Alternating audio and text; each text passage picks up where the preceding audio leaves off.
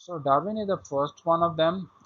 ये क्या है जी, एक जनरल पर्पस लैंग्वेज है, right, and with graphical and textual visualisation. इसमें दो तरह की विजुअलाइजेशन शामिल हैं, या दो तरह की विजुअलाइजेशन से ही मिलकर बनती है।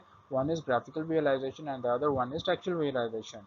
और इसका मेन अल्टीमेट पर्पस क्या है? It focuses on structural modelling of system. ये सिस्टम के स्ट्रक्चरल मॉडलिंग के लिए हम यूज़ करते हैं।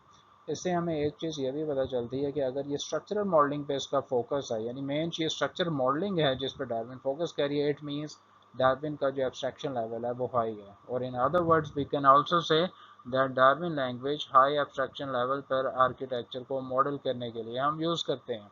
अब इसके कुछ डिसएडवांटेजेस भी हैं और कुछ इसकी लिमिटेशन या डेफिशिएंसीज भी हैं, उनकी तरफ हम आते हैं। एडवांटेज इसका क्या है जी, कि simple straight forward mechanism for modelling structural dependency, कि इसका जो मैकेनिज्म है वो सादा है, स्ट्रेट फॉरवर्ड भी है। और इससे हम क्या कर सकते हैं, we can model structure dependency, यानी कि जो आर्किटेक्चर, जो सॉफ्टवेयर प्रोजेक्ट जिसका हम आर्किटेक्चर डिज़ाइन करने जा रहे हैं, उसका हम ये बता सकते हैं कि कौन स्ट्रक्चरल एलिमेंट्स क्या हैं और कौन कौन से आपस में एक दूसरे पे डिपेंडेंट हैं। ऑल्सो इसका एक और फ़ायदा ये है, interesting way to specify repeated element through programmatic construct. एक इसका एक और एडवांटेज ये है कि हम प्रोग्रामेटिक कॉन्स्ट्रक्ट को यूज़ करते हुए हम इसमें रिपीटेड एलिमेंट्स को हम स्पेसिफाई या विजुलाइज कर सकते हैं। प्रोग्रामेटिक कॉन्स्ट्रक्ट से मुराद ये है कि इस लैंग्वेज का जो सिंटेक्स है या इसके कंस्ट्रक्ट या इसके एलिमेंट्स हैं, वो प्रोग्रामिंग लैंग्वेजेस के एलिमेंट्स या सिंटेक्स से कुछ मिलते जुलते हैं। Can specify hierarchical and composites, that is composite structures. और इसमें हम हायरार्किकल यानी composite स्ट्रक्चर्स को भी विजुलाइज कर सकते हैं।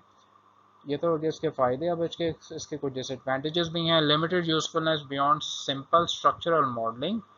अब सिंपल स्ट्रक्चरल मॉडलिंग के अलावा इसका जो क्या है, हमारे पास ज़्यादा कुछ फ़ायदा नहीं है, यानी अगर हमको डिटेल इसमें मॉडलिंग करना चाहते हैं तो Darwin might not be that suitable, right, ये इसकी एक लिमिटेशन है।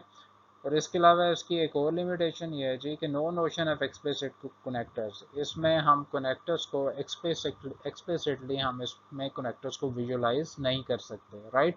ऑल दो components can act as a connector. अगरचे हम कंपोनेंट्स इटसेल्फ को हम उन्हें कनेक्टर के तौर पे हम उन्हें ट्रीट कर सकते हैं, but otherwise Darwin language explicit connectors को एक्सप्लिसिटली ये सपोर्ट नहीं करती। अब उसका मतलब क्या है, इसको देखने के लिए हम अगली स्लाइड पे चलते हैं, विच इज स्लाइड नंबर 7। अब स्लाइड नंबर 7 पे we have syntax of Darwin. जैसे अभी हमने पिछले स्लाइड पे बात की कि it consist of two types of visualisation, one is graphical, right, which is on the right hand side of the slide, and the other one is textual, canonical textual visualization, which is on the left hand side of the screen. अब ये दोनों तरह की visualisation जो हैं they combine to form Darwin. अब हम ये नहीं कह सकते कि सिर्फ जो ग्राफिकल है वही डार्विन है, और ना ही हम ये कह सकते हैं कि सिर्फ टेक्सचुअल है वही डार्विन है, बोथ ऑफ देम। ठीक है, on the right hand side as well as on the left hand side we have both visualization and both of them constitute Darwin language. अब यहाँ पे on the right hand side जो graphical visualisation है, we can see के we are talking about the same lunar lander example we have been discussing throughout the course. यहाँ पे उसके कुछ पर्टिकुलर हमने उसे ग्राफिकली विजुअलाइज किया। On the right hand side we have three types of components, user interface, calculation and data store. अब all of them are connected.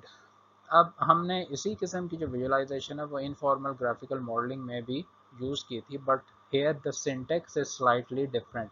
वहाँ पे हमने ये फिल्ड इन और एम्प्टी सर्कल्स हैं उन्हें हमने यूज़ नहीं किया था, but here we are using them.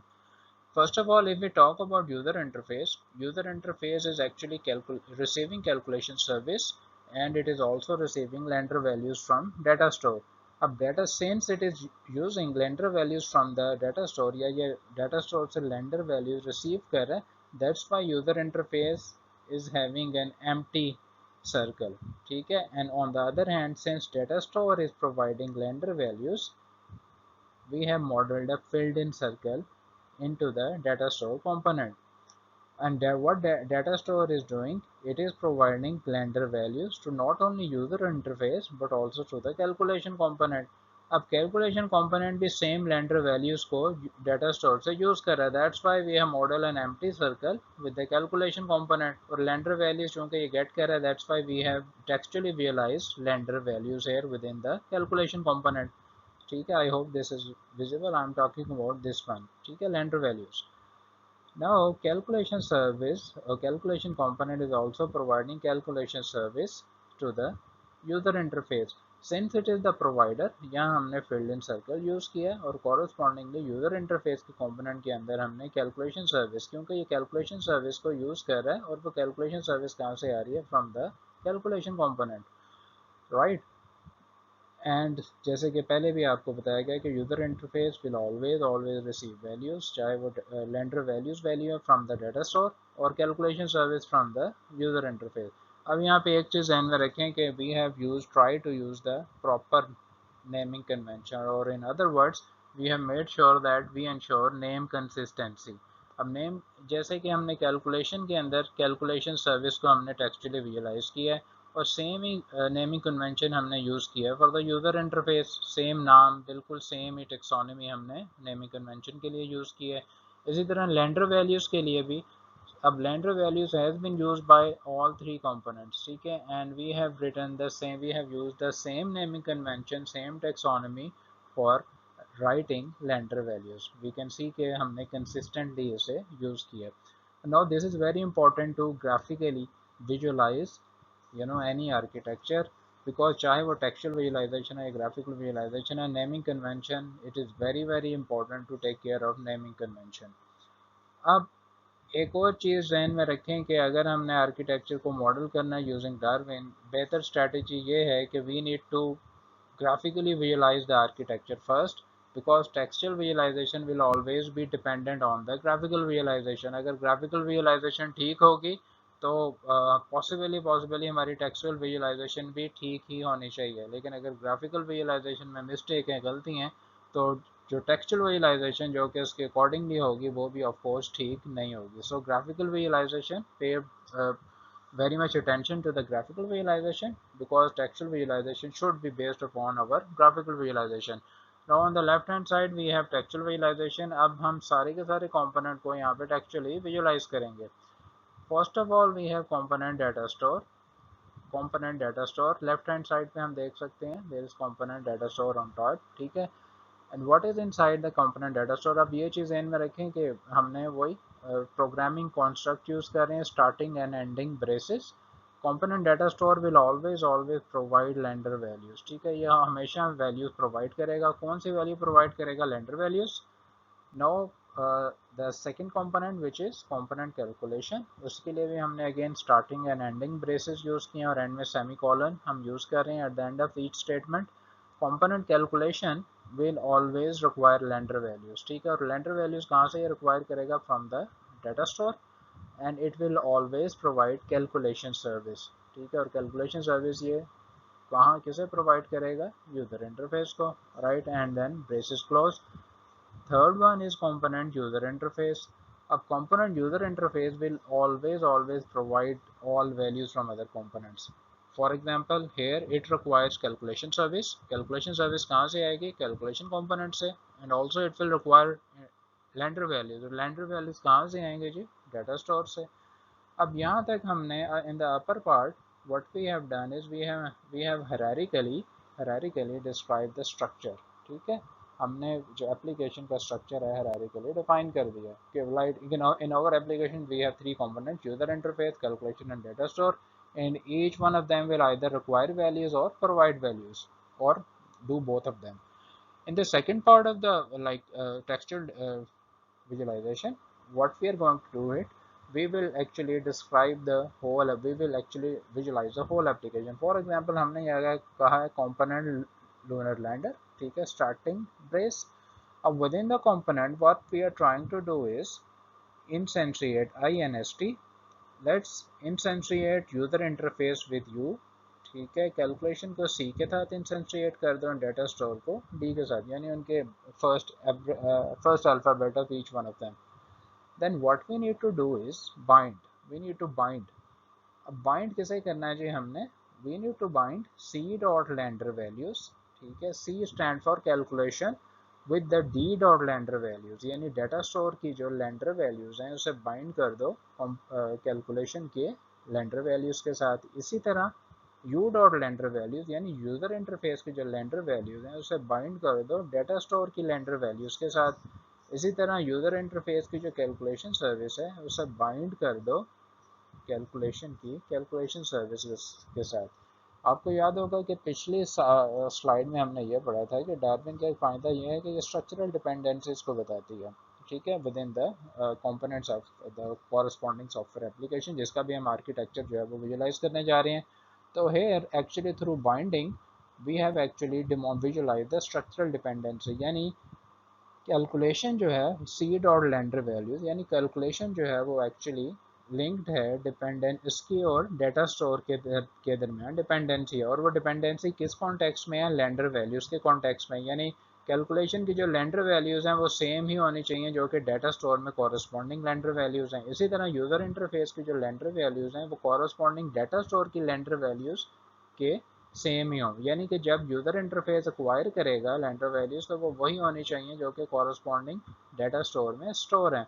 इसी तरह यूज़र इंटरफेस की जो कैलकुलेशन सर्विस जब वो कॉल करेगा तो वो बाइंड होनी चाहिए कैलकुलेशन कंपोनेंट की कैलकुलेशन सर्विस के साथ, यानी वो as it is user interface उसे ऑब्टेन करेगा जो भी कैलकुलेशन सर्विस प्रोवाइड की जाएगी कैलकुलेशन कंपोनेंट की तरफ से।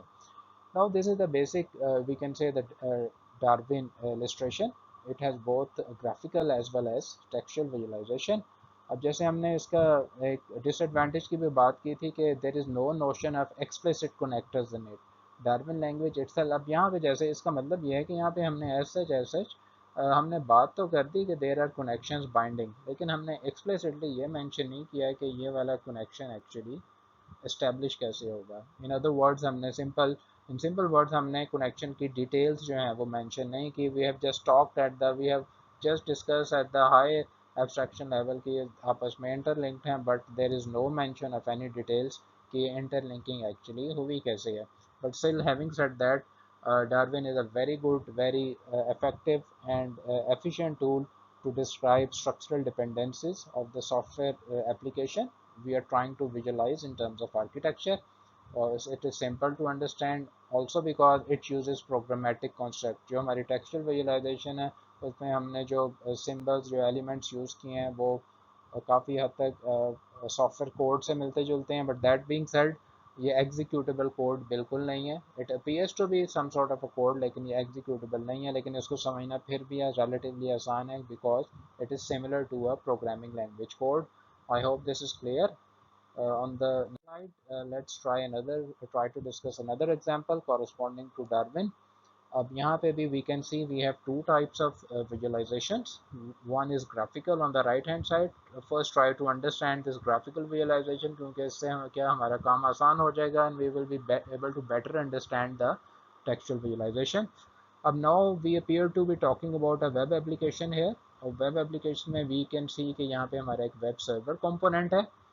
वेब सर्वर कंपोनेंट जो है it will always provide web HTTP service, ठीक है तो ये वेब सर्वर, और अगर वेब सर्वर है it will always provide HTTP service.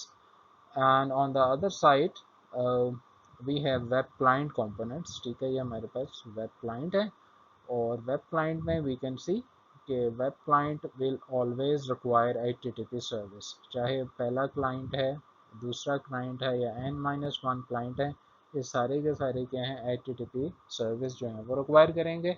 And we can सी क्योंकि किसी भी वेब एप्लीकेशन में नंबर ऑफ़ क्लाइंट्स जो हैं वो वेरिएबल हो सकते हैं, दैट्स वाई हमने यहाँ पे ये स्पेसिफाई नहीं किया है कि हमारे टोटल क्लाइंट कितने, हमने ये कहा कि ये फर्स्ट क्लाइंट है, ये सेकंड है, और उसके बाद there can be as many clients, and that's why we said कि टोटल n-1 क्लाइंट्स हैं और उनकी नंबर जो है वो वेरिएबल हो सकती है ऑफ कोर्स। सो इससे हमें ग्राफिकल विजुअलाइजेशन देख के ये पता चलता है कि हम we are talking about an application which has two types of component, ठीक है, one is server component and the other type of component is web client. और यकीनन वेब सर्वर कंपोनेंट जो होगा वो हमेशा सर्विस प्रोवाइड करेगा, और वेब क्लाइंट कंपोनेंट होगा वो हमेशा सर्विसेज को रिक्वायर करेंगे। अब लेफ्ट हैंड साइड पे इसकी जो टेक्सचुअल विजुअलाइजेशन है, अब हम उसकी तरफ आते हैं और इसे समझने की कोशिश करते हैं कि इसमें क्या है। So the first line we can say component web server, ठीक है, वेब सर्वर कंपोनेंट, और हमने वही syntax starting and ending braces का यूज़ किया है। And web server will always provide HTTP service, वो हमेशा HTTP सर्विस प्रोवाइड करेगा। Second type of component is component web client, and web client will always require HTTP service. Web client जो है वो हमेशा HTTP सर्विस को require करेगा। तो now we have actually there are just two types of component and we have actually hierarchically visualize them कि वो कौन कौन से हैं और क्या वो सर्विस प्रोवाइड कर रहे हैं और क्या वो रिक्वायर कर रहे हैं। Now in the lower part of the visualization, let's talk about the visualize the application on the whole component web client। Component web application, हम पूरी वेब एप्लीकेशन की बात करें which is on the right hand side and as an argument we are passing int num clients, क्योंकि application जो होगी सारी की सारी वो उसका साइज़ किस पर डिपेंड करेगा, उसका साइज़ नंबर ऑफ क्लाइंट्स पर डिपेंड करेगा, right. That's why we have to actually use the number of clients as an argument as part of the application। So first try to instantiate, जैसे हमने पहले भी किया था, हम instantiate करते हैं वेब सर्वर को s के साथ, ठीक है, just to discriminate it। And web client को हम instantiate कर रहे हैं थ्रू array, ठीक है, array number of clients। अब इस वो हमने इसलिए किया again because the number of web clients is unknown, ठीक है, वो कुछ भी हो सकती है, वो 2 भी हो सकती है, 3 भी हो सकती है, 30 भी हो सकती है और 300 तक भी वो हो सकती है। तो हमने वेब क्लाइंट को इंसेंट्रिएट कर दिया थ्रू एन अरे विच इज सी, और वो num clients as an argument को यूज़ कर रहे हैं। Now we make use of a loop, हम एक लूप को यूज़ करें फॉर ऑल के, ठीक है, k is a counter variable from 0 to num client -1। K जो है वो 0 से स्टार्ट होगा और कहाँ पे ख़त्म होगा, नम क्लाइंट -1 पे, जो हमने यहाँ पे मेंशन किया हुआ है। और क्या करो कि 0 से स्टार्ट करके लूप को स्टार्ट करो n-1 तक और इंसेंट्रिएट कर दो सी के को के के साथ। अब the interesting part is see k में एक्चुअली क्या है, ठीक है, अभी हमने बात की सी के, और के जो है वो काउंटर है, ठीक है। अब हम इसको इंसेंट्रिएट कर रहे हैं के साथ, और ऊपर हमने इस वेब क्लाइंट को इंसेंट्रिएट किए है एक रे के साथ जो कि सी नाम की है, ठीक है, और उसके नाम क्लाइंट एज एन आर्गूमेंट है। अब जो काउंटर है के, राइट, उसकी वैल्यू 0 से स्टार्ट हो रही है और n-1 पे आ रही है। इसका मतलब ये है, जो ये स्टेटमेंट हमने लिखी है, इसका मतलब ये है कि जैसे जैसे के की में वैल्यू आती जाए एक्चुअली वो वैल्यू कॉरस्पॉन्ड करेगी नंबर ऑफ क्लाइंट पे। अगर के में वैल्यू 0 है it means we are talking about a zeroth client. अगर के की वैल्यू 1 है it means we are talking about the second client. अगर के की वैल्यू 2 है it means we are talking about the third client and so on, ठीक है। I hope this is clear. और जैसे जैसे के चलेगा वैसे वैसे बाइंड कर दो HTTP सर्विस, यानी क्लाइंट जो है वो रिक्वायर कर रहा है HTTP सर्विस को, ठीक है, जो भी उसको बाइंड कर दो सर्वर की HTTP सर्विस के साथ, यानी जो भी ये क्लाइंट HTTP सर्विस रिक्वायर कर रहा है उसे बाइंड कर दो सर्विस की HTTP सर्विस के साथ, यानी उसी कॉरस्पॉन्डिंग क्लाइंट की जो भी रिक्वेस्ट है सर्वर जो है उसकी कॉरस्पॉन्डिंग रिक्वेस्ट को पूरा करेगा। और जैसे जैसे ये चलता जाएगा वैसे वैसे क्लाइंट जो है HTTP सर्विस जो है वो बाइंड होती जाएगी सर्वर साइड की HTTP सर्विस के साथ। सो इस तरह again using this description we have actually describe the structure of the application, all the details are still missing. जैसे अभी हमने पिछली स्लाइड में भी बात की, there is no notion of explicit connectors here, but still what we have done is we have visualized the high level structural architecture of the system, कि हम ऐसे सिस्टम की बात कर रहे हैं जिसमें दो तरह के एलिमेंट हैं, दो तरह के कंपोनेंट हैं, वेब सर्वर और वेब क्लाइंट। वेब सर्वर हमेशा वेब सर्विस HTTP सर्विस को प्रोवाइड करेगा और इसी तरह वेब क्लाइंट जो है वो HTTP सर्विस को रिक्वायर करेगा। और इसी हाई लेवल डिस्क्रिप्शन को हमने टेक्चुअली भी विजुलाइज कर दिया ताकि समझने वाले को ये पता चल जाए कि what's going on here, although details are still missing. But having said that, there are some aspects which are out of scope of the Darwin। हम Darwin में इससे ज़्यादा level of detail जो है वो describe नहीं कर सकते। सम evaluation for Darwin, जैसे कि हमने जब आर्किटेक्चर मॉडलिंग पढ़ रहे थे हमने कुछ क्राइटेरिया डिफाइन किए थे जिसकी बेस पे हम किसी भी मॉडलिंग नोटेशन को हम डिफाइन कर सकते हैं, उसको एवेल्यूएट कर सकते हैं। तो again since Darwin is use for architecture modelling, so we can use actually Darwin, we can evaluate Darwin using the same criteria जैसा we have scope and purpose here। अब इसका स्कोप एंड पर्पस क्या है कि software structure को model करने के लिए यूज़ करते हैं, हम इसे यूज़ करते हैं। बेसिक एलिमेंट्स इसमें क्या है जी, हम वही कंपोनेंट्स, इंटरफेसेस, कॉन्फ़िगरेशन और हायरार्की को यूज़ करते हैं। स्टाइल एज सच इसके लिए कुछ स्टाइल स्पेसिफिक सपोर्ट नहीं है, but what we do is we use programmatic construct only, जिसके ज़रिए से हम ऑल स्टाइल को कुछ डिफ़ाइन कर सकते हैं इफ़ वी वांट। ठीक है, only if static and dynamic aspect की अगर हम बात करें, मोस्टली स्टैटिक स्ट्रक्चर, जैसे कि हमने बात की है स्ट्रक्चरल एलिमेंट को मॉडल करने के लिए यूज़ करते हैं, और we all know that structural जो है एलिमेंट्स हैं वो आमतौर पे स्टैटिक होते हैं, राइट। लेकिन अगर हम डायनामिक को मॉडल करना चाहते हैं, which is a rare, but we might choose some dynamic binding as well, but this is not what Darwin is all about. Darwin is mainly for modeling or visualizing static and structural element of software application. Dynamic model इसमें not applicable. Non functional aspect भी हम इसमें visualise नहीं कर सकते, जैसे कि अभी हमने देखा टेक्सचुअल और ग्राफिकल विजुलाइजेशन में ऐसा जैसा explicitly non-functional requirements को हम visualize नहीं कर सकते। If you have an idea, you can propose and we can see कि क्या इसमें कोई ऐसा मेथड है कि हम नॉन फंक्शनल एस्पेक्ट को हम इसमें विजुलाइज कर सकें। जहाँ तक एम्बिग्विटी की बात है, रिगरस इसका जो सिंटेक्स है वो रिगरस होता है, जैसे अभी हमने देखा है कि ग्राफिकल विजुलाइजेशन का भी प्रॉपर सिंटेक्स है और टेक्सचुअल विजुलाइजेशन का भी है, but having said that ambiguity फिर भी हो सकती है। Structural elements can be interpreted in many ways. Structural elements को अगर हमने प्रॉपरली विजुलाइज नहीं किया, तो अगर आपने प्रॉपरली नेमिंग कन्वेंशन यूज़ नहीं की, नेम कंसिस्टेंसी नहीं है, तो interpretation can be multiple. So again it is over responsibility as well. Accuracy की अगर हम बात करें, pi calculus analysis, pi calculus is beyond the scope. हम एक्यूरेसी अचीव कर सकते हैं अगर हम इसमें फॉर्मल एनालिसिस करें। This is again a different topic जो कि फॉर्मल मेथड्स का टॉपिक है। प्रिसीजन की हम अगर बात करें, तो प्रिसाइज हम इसे बना सकते हैं, but again it depends on the model कि उसके अप्रोप्रिएट लेवल ऑफ डिटेल वो कितना डिस्क्राइब करते हैं। फॉर एग्जांपल, अगर अभी हमने जो एग्जांपल देखी इसमें 3 तरह के कंपोनेंट्स है, user interface, calculation and data store. अगर हम as a modeller, as a visualiser, हम इन तीनों को हायरार्किकली डिफाइन कर लेते हैं, देन इट मीन्स, और करेक्टली डिफाइन करते हैं, ठीक है, then it means our model is, our visualisation can be precise. But within each, जैसे यूज़र इंटरफेस की अगर हमने बात की, तो user interface will always require values, ठीक है, चाहे वो कैलकुलेशन सर्विस है, चाहे वो लेंडर वैल्यूज़ है, राइट। तो if we describe each one of them, then we can say the our visualization is precise। But लेकिन अगर हम किसे स्किप आउट कर दें, ग्राफिकल विजुलाइजेशन में हमने ये फॉर एग्जांपल लिखा है कि यूज़र इंटरफेस जो है वो लेंडर वैल्यूज़ भी ऑब्टेन करेगा, साथ में एल्टीट्यूड भी ऑब्टेन करेगा, लेकिन टेक्सचुअली हमने ये सारी चीज़ें मेंशन अगर नहीं की, then it means it is imprecise. So again we need to take care of it. View points, view point हम इसमें कौन कौन से कैप्चर कर सकते हैं? Structural view points. अगेन अगर ये स्ट्रक्चरल एलिमेंट्स के लिए डार्विन, तो ऑफ कोर्स इसमें स्ट्रक्चरल व्यू पॉइंट्स ही हम कैप्चर कर सकते हैं। And view point consistency, there is no mechanism to check कि जो जिस क्राइटेरिया पे हमने मॉडल को विजुलाइज किया है क्या वो कंसिस्टेंट है या नहीं। Again it has to be the human, the person, जो एक्सपर्ट, जो डिज़ाइनर जो विजुलाइज कर रहा है, he or she need to make sure that viewpoint is consistent।